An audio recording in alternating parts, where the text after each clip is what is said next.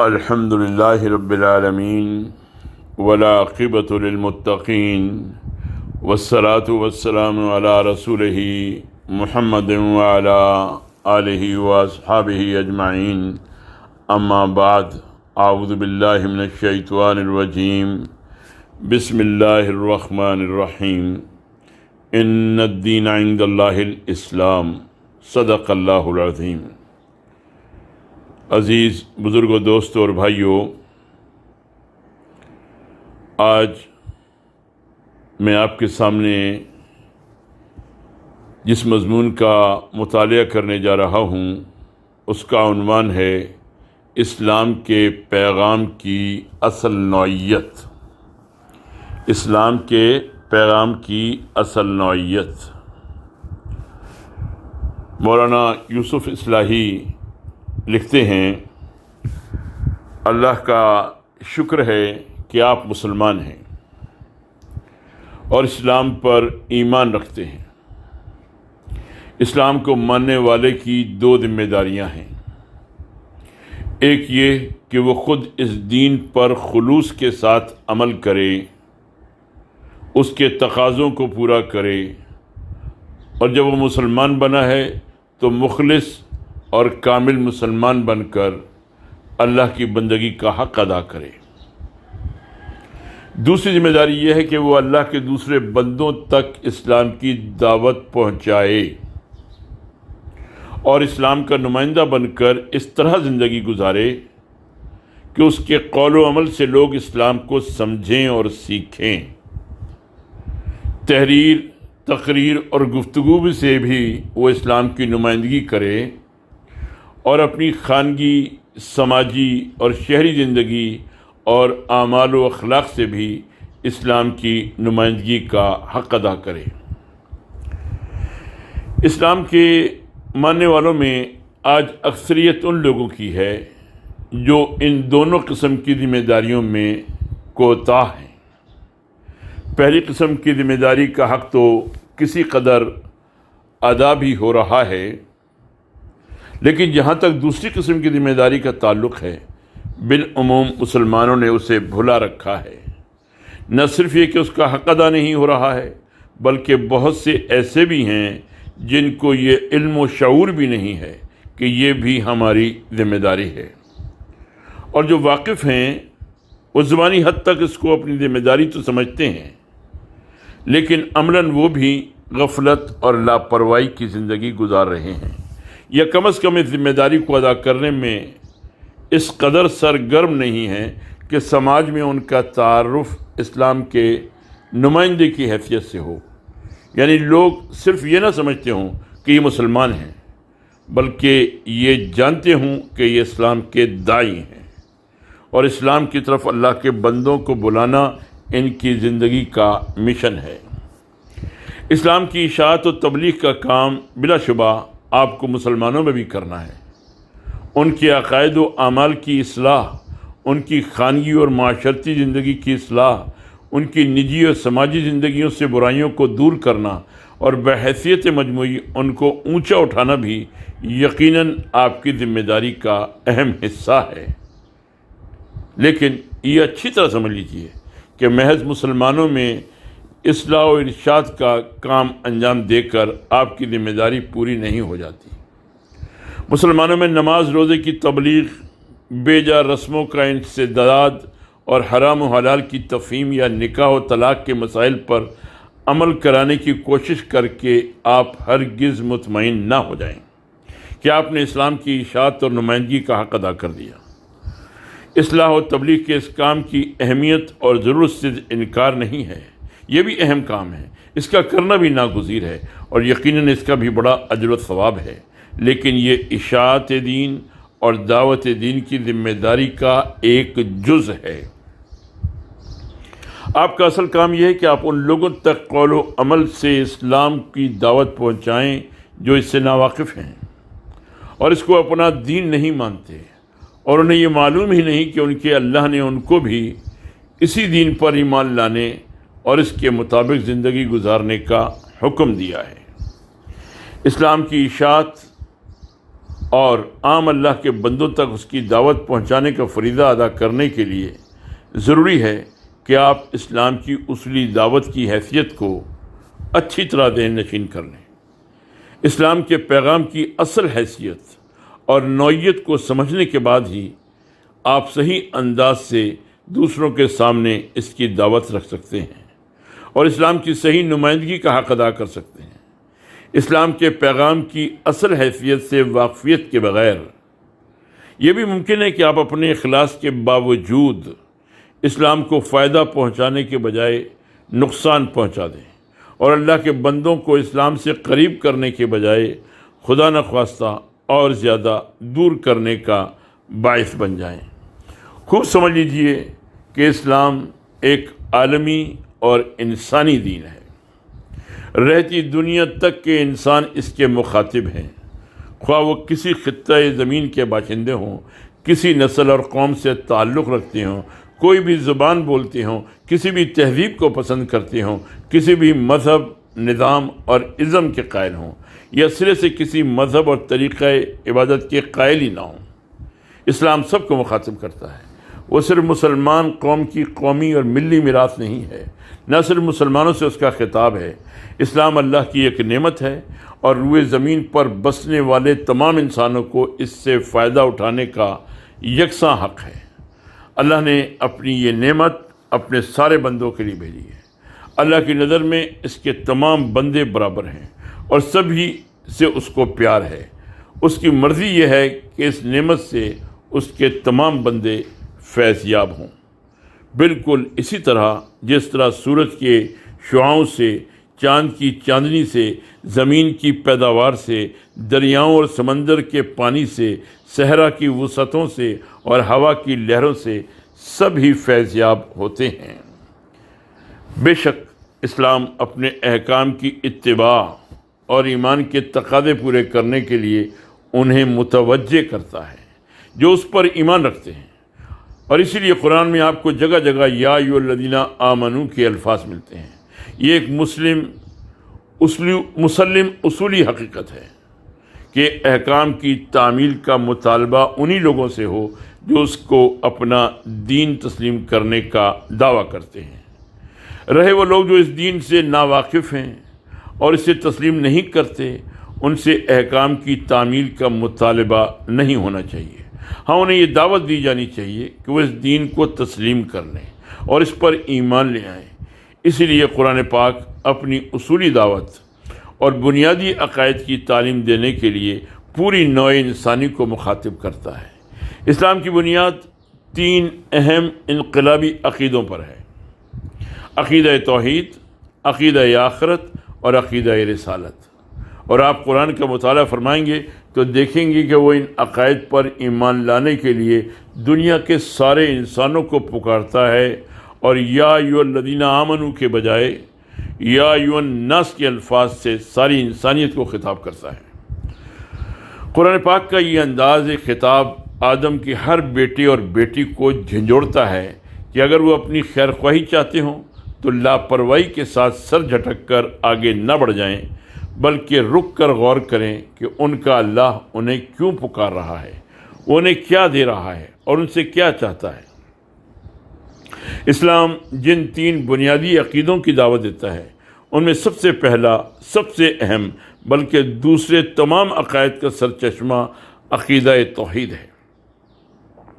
قرآن تمام انسانوں کو مخاطب کرتے ہوئے دعوت دیتا ہے: یا ایھا الناس اعبدوا ربکم الذی خلقکم والذین من قبلکم لعلکم تتقون الذی جعل لکم الارض فراشا والسماء بناء وانزل من السماء ماء فاخرج به من الثمرات رزقا لکم فلا تجعلوا للہ اندادا وانتم تعلمون۔ انسانوں، بندگی کرو اپنے رب کی جس نے تم کو پیدا کیا اور ان کو جو تم سے پہلے گزرے ہیں، تاکہ تم تباہی اور گھاٹے سے بچ جاؤ۔ اس رب کی بندگی کرو جس نے تمہارے لیے زمین کو فرش کی طرح بچھایا اور آسمان کو چھت کی طرح اونچا کیا، پھر اوپر سے پانی برسایا اور اس سے طرح طرح کے پھل تمہارے کھانے کے لیے پیدا فرمائے، پس اس کی بندگی میں کسی کو اس کا شریک اور ہمسر نہ بناؤ، جبکہ تم جانتے ہو کہ اس کا کوئی ہم پلہ نہیں ہے۔ پوری نوع انسانی سے مطالبہ ہے کہ اللہ ہی کی بندگی کرو، اس اللہ کی بندگی جس نے کسی فرق و امتیاز کے بغیر اپنے سارے بندوں کے لیے زمین کو فرش کی طرح بچھایا اور آسمان کو چھت کی طرح اونچا اٹھایا اور سبھی کو پانی سے سیراب کیا اور طرح طرح کے پھلوں اور غلوں سے نوازا۔ یہ ساری نعمتیں اللہ نے اپنے تمام بندوں کو دی ہیں اور ان کے درمیان کوئی تفریق نہیں کی ہے۔ اسی طرح تمام ہی بندوں سے بجا طور پر یہ مطالبہ ہے کہ وہ اپنے رب ہی کی بندگی کریں اور کسی کو اس کا ہمسر اور مد مقابل نہ بنائیں۔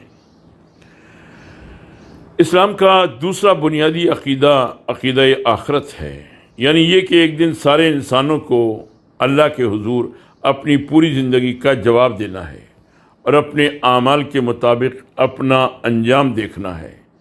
اس عقیدے پر ایمان لانے کے لیے بھی قرآن پوری نوع انسانی کو خطاب کرتا ہے۔ سورہ حج میں ارشاد ہے، یا ایھا الناس اتقوا ربکم ان زلزلۃ الساعۃ شیء عظیم یوم ترونها تذہل کل مرضعۃ عما ارضعت وتضع کل ذات حمل حملها وترى الناس سکارى وما هم بسکارى ولکن عذاب اللہ شدید۔ انسانوں، اپنے رب سے ڈرو۔ واقعہ یہ ہے کہ قیامت کا زلزلہ بڑی ہی ہولناک چیز ہے۔ جس روز تم اسے دیکھو گے، حال یہ ہوگا کہ ہر دودھ پلانے والی اپنے دودھ پیتے بچے کو بھول جائے گی، ہر حمل والی کا حمل گر جائے گا اور لوگ تمہیں مدہوش نظر آئیں گے، حالانکہ وہ نشے میں نہ ہوں گے، بلکہ اللہ کا عذاب ہی کچھ ایسا سخت ہوگا۔ اسلام کا تیسرا بنیادی عقیدہ رسالت ہے، یعنی اللہ اپنے بندوں ہی میں سے کسی کو منتخب کر کے اس پر اپنی وحی نازل کرتا ہے اور اسے مامور کرتا ہے کہ وہ بندوں کو اس کے احکام بتائے۔ قرآن کا بیان ہے کہ ہر قوم میں اللہ نے اپنے رسول اور پیغمبر بھیجے ہیں۔ سورہ فاطر میں ارشاد ہے، وَإِن مِّنْ أُمَّةٍ إِلَّا خَلَا فِيهَا نَذِيرٌ، کوئی امت ایسی نہیں ہے جس میں کوئی ڈرانے والا نہ گزرا ہو۔ دوسری جگہ ارشاد ہے سورہ رعد میں، وَلِكُلِّ قَوْمٍ ہاد، ہر قوم کی طرف ایک ہاد بھیجا گیا ہے۔ اور قرآن نے یہ وضاحت بھی کی ہے کہ ان سارے رسولوں اور پیغمبروں کا پیغام ایک ہی تھا۔ سورہ نحل میں ارشاد ہے آیت نمبر 36 میں، وَلَقَدْ بَعَثْنَا فِي كُلِّ أُمَّةٍ رَسُولًا أَنِ اعْبُدُوا اللَّهَ وَاجْتَنِبُوا الطَّاغُوتَ، ہم نے ہر امت میں ایک رسول بھیجا کہ وہ انہیں خبردار کر دے کہ اللہ کی بندگی کرو اور طاغوت کی بندگی سے بچاؤ۔ اور سب سے آخر میں حضرت محمد صلی اللہ علیہ وسلم کو رسول بنا کر بھیجا گیا۔ آپ صلی اللہ علیہ وسلم پر نبوت ختم ہو گئی، اب قیامت تک کوئی نبی نہ آئے گا۔ ما کان محمد ابا احد من رجالکم ولکن رسول اللہ وخاتم النبیین، سورہ احزاب کی آیت نمبر 46 میں ارشاد ہے، انسانوں، محمد تمہارے مردوں میں سے کسی کے باپ نہیں ہیں، مگر وہ اللہ کے رسول اور خاتم النبیین ہیں۔ حضرت محمد صلی اللہ علیہ وسلم پر نبوت ختم ہونے کے معنی یہ ہیں کہ اب رہتی دنیا تک اللہ کے دین پر عمل کرنے کا ذریعہ صرف یہ ہے کہ آپ صلی اللہ علیہ وسلم کی رسالت کو تسلیم کیا جائے اور آپ صلی اللہ علیہ وسلم کی پیروی میں زندگی گزاری جائے۔ آپ صرف عرب کے رسول نہیں ہیں، نہ آپ صرف مسلمانوں کے رسول ہیں، آپ کی رسالت تمام انسانوں کے لیے ہے، اور اب قیامت تک اللہ کی اطاعت کا ذریعہ صرف یہی ہے کہ رسول صلی اللہ علیہ وسلم کی بے چوں چرا اطاعت کی جائے۔ سورہ سبا کی آیت نمبر 28 میں ارشاد ہے، وَمَا أَرْسَلْنَاكَ إِلَّا كَافَّةً لِلنَّاسِ بَشِيرًا وَنَذِيرًا، اور اے رسول صلی اللہ علیہ وسلم، ہم نے آپ کو تمام ہی انسانوں کے لیے بشیر و نذیر بنا کر بھیجا ہے۔ ایک دوسرے مقام پر خود رسول صلی اللہ علیہ وسلم سے اعلان کرایا گیا کہ میں پوری نوع انسانی کے لیے رسول بنا کر بھیجا گیا ہوں۔ سورہ اعراف کی آیت نمبر 158 میں ارشاد ہے، قل یا ایھا الناس انی رسول اللہ الیکم جمیعا، اے رسول کہہ دیجئے کہ اے انسانوں میں تم سب کی طرف اللہ کا رسول بنا کر بھیجا گیا ہوں۔ قرآن کی ان تصریحات سے یہ حقیقت پوری طرح نکھر جاتی ہے کہ اسلام ایک عالمی اور انسانی دین ہے۔ یہ تمام انسانوں کی مشترک میراث ہے۔ اس کو قبول کرنے والے اور اس کے مطابق اپنی زندگی کو ڈھالنے والے مسلمان قوم کا دین قبول نہیں کرتے، بلکہ اپنے اللہ کا دین قبول کرتے ہیں، جو ان کے اللہ نے ان کے لیے ایک عام نعمت کی حیثیت سے بھیجا ہے۔ جس طرح اس کی دوسری نعمتیں عام ہیں اور ان سے سب کو فائدہ اٹھانے کا پورا حق ہے، اسلام اللہ کی سب سے بڑی نعمت ہے، اور وہ انسان یا گروہ واقعی انتہائی محروم ہے جو اللہ کی دوسری نعمتوں سے تو بھرپور فائدہ اٹھا رہا ہے، لیکن اس کی سب سے بڑی نعمت سے محروم ہے۔ اسلام کی دعوت پیش کرنے اور اس کی نمائندگی کا حق ادا کرنے کے لیے ضروری ہے کہ آپ اسلام کے پیغام کی اس نوعیت اور حیثیت کو اچھی طرح سمجھ لیں۔ اسلام آپ کا قومی اور ملی مذہب نہیں ہے، یہ اللہ کا دین ہے جو تمام انسانوں کا رب ہے۔ سارے ہی انسان اس کے بندے ہیں اور سبھی سے اس کو یکساں پیار ہے۔ یہ ہر اس انسان کا دین ہے جو اس کو اپنا کر اس کے مطابق زندگی گزارے۔ آپ مسلمان خاندان میں پیدا ہونے کے باوجود اگر عقیدہ و عمل میں اسلام کے لیے مخلص نہیں ہیں تو آپ اسلام کی برکتوں سے ہرگز مستفید نہیں ہو سکتے۔ ان تین بنیادی عقیدوں کے ساتھ اسلام ایک اور بنیادی حقیقت بھی انسانوں کے ذہن نشین کراتا ہے، وہ یہ کہ دنیا کے سارے انسان ایک ہی انسانی جوڑے کی اولاد ہیں اور سب برابر ہیں۔ ان میں کسی کو کسی پر کوئی بڑائی حاصل نہیں ہے۔ یہ مختلف نسلیں، قومیں، قبیلے، مختلف رنگ و روپ صرف آپس کے تعارف اور جان پہچان کے لیے ہیں۔ اس حقیقت کو واضح کرتے ہوئے وہ صرف اس ملت سے خطاب نہیں کرتا جو قرآن کو آسمانی صحیفہ تسلیم کرتی ہے اور خود کو مسلمان کہتی ہے، بلکہ پوری نوع انسانی کو خطاب کرتا ہے۔ سورہ حجرات کی آیت نمبر 13 میں ارشاد ہے، یا ایھا الناس انا خلقناکم من ذکر و انثی وجعلناکم شعوبا وقبائل لتعارفوا ان اکرمکم عند اللہ اتقاکم۔ اے انسانوں، ہم نے تم کو ایک ہی مرد اور عورت سے پیدا کیا، پھر ہم نے تمہارے خاندان اور قبیلے بنا دیے تاکہ تم آپس میں ایک دوسرے کو جانو پہچانو۔ اللہ کی نظر میں تم سب سے زیادہ عزت و اکرام والا وہ ہے جو سب سے زیادہ اس کی نافرمانی سے بچنے والا ہو۔ یہ چار حقیقتیں جو شخص بھی تسلیم کر کے ان کے مطابق زندگی گزارتا ہے، وہ خواہ کسی قوم اور نسل سے تعلق رکھتا ہو اور کسی خطہ زمین کا باشندہ ہو، وہ اس شخص سے بالکل مختلف ہوتا ہے جو ان حقیقتوں کا انکار کرتا ہے۔ ان حقائق کو تسلیم کرنے والے کی عملی زندگی ان لوگوں سے بالکل مختلف ہوتی ہے جو ان حقیقتوں سے ناواقف ہیں یا انکار کرتے ہیں۔ اس طرح ان حقیقتوں پر ایمان لانے والوں اور ان کے مطابق زندگی تعمیر کرنے والوں کا انجام بھی ان لوگوں سے بالکل مختلف ہے جو ان حقیقتوں کے منکر ہیں۔ عقل کا تقاضا بھی یہی ہے کہ دونوں کا انجام ایک نہ ہو، اور اللہ کی کتاب بھی یہی شہادت دیتی ہے کہ دونوں کا انجام بالکل الگ الگ ہے۔ ماننے والا گروہ کامیاب ہے اور اللہ کی رحمت کا مستحق ہے، نہ ماننے والا گروہ ناکام ہے اور اللہ کے غضب کا مستحق ہے۔ ان حقیقتوں کی عظمت و اہمیت کا تقاضا ہے کہ ہر انسان ان پر غور کرے، ہر تعصب اور جانبداری سے بالاتر ہو کر غور کرے اور سوچ سمجھ کر ان کے بارے میں فیصلہ کرے۔ ان حقیقتوں کے بارے میں فیصلہ دراصل اپنے انجام کے بارے میں فیصلہ ہے، اور اس شخص سے زیادہ نادان اور کون ہوگا جو اپنے انجام کے بارے میں فیصلہ کرنے میں ہوش مندی اور سنجیدگی سے کام نہ لے۔ وما علینا الا البلاغ۔